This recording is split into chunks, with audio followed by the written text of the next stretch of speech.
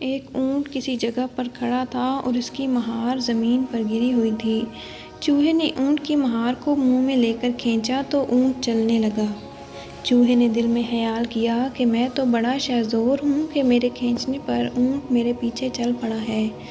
اونٹ نے چوہے کی جب یہ حرکت دیکھی تو اسے مزید بے وقوف بنانے کی خاطر اپنے آپ کو اس کے تابع کر دیا۔ چوہے نے اونٹ کی نکیل کو اپنے منہ میں مضبوطی سے پکڑ لیا اور آگے آگے غرور کے ساتھ اکڑتا ہوا چلنے لگا۔ پیچھے پیچھے یہ اونٹ مثل تابع دار غلام کے چل پڑا۔ چوہے نے دل میں کہا، آج مجھے پتہ چلا ہے میں کون ہوں اور میرے اندر اتنی جان ہے کہ اونٹ بھی میری پیروی کرنے پر مجبور ہے۔ اونٹ دل میں کہہ رہا تھا کہ بچو کوئی بات نہیں، ابھی تھوڑی دیر بعد تجھے تیری اوقات کا پتہ چل جائے گا کہ تو کیا چیز ہے۔ دونوں اسی طرح رواں دواں تھے کہ راستے میں ایک ندی آ گئی۔ اب تو رہبر چوہے کے اوزان خطا ہو گئے اور سوچنے لگا، اب تو میں نے اس عظیم القامت جسم والے کی رہبری کی اور مجھے فخر تھا کہ اونٹ میرے تابع ہو گیا ہے، مگر اب پانی میں رہبری کس طرح کروں؟ یہ سوچتے ہوئے چوہا ندی کے کنارے جا کھڑا ہو گیا۔ اونٹ نے تجاہل عارفانہ سے کہا، اے میرے جنگل و بیاباں کے رہبر، تو اس قدر ڈر کیوں گیا؟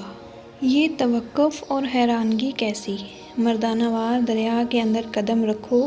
اب تم کس فکر میں ڈوبے ہوئے ہو اور یہ حیرت کس بات کی؟ کچھ مردانگی اور دیداری کے جوہر دکھاؤ، تم ہمارے رہنما ہو۔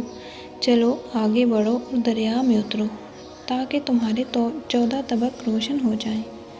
چوہے نے خوف سے لرزتی ہوئی آواز میں جواب دیا، اتروں کیا خاک؟ ندی بہت گہری معلوم ہوتی ہے۔ اونٹ نے کہا، اچھا میں دیکھتا ہوں کہ پانی کتنا گہرا ہے۔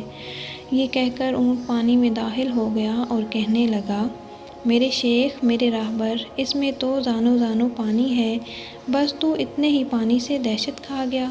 اونٹ نے کہا، اے پیش رواں، اس طرح راستہ کھوٹا نہ کرو، سیدھے سیدھے پانی میں آ کر رہبری کرو، تمہیں تو میری رہبری پر بڑا ناز اور فخر ہے۔ چوہے نے کہا، جناب، آپ کے زانوں اور میرے زانوں میں زمین آسمان کا فرق ہے۔ آپ مجھے غرق کرنا چاہتے ہیں، جو پانی آپ کے زانوں تک گہرا ہے وہ میرے سر سے 100 گز اونچا ہے۔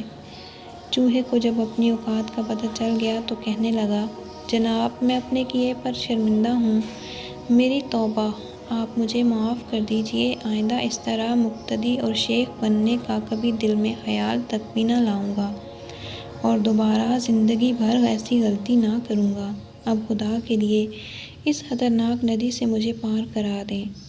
اونٹ نے غصے میں آ کر کہا، خبردار، آئندہ اپنے اوپر ایسا گھمنڈ نہ کرنا، تو اپنے جیسے چوہوں میں جا کر ایسی نوابی کر، اپنی اوقات سے بڑے کے سامنے شیخی نہیں کرنی چاہیے، جتنی چادر ہو اتنے ہی پاؤں پھیلانے چاہئیں۔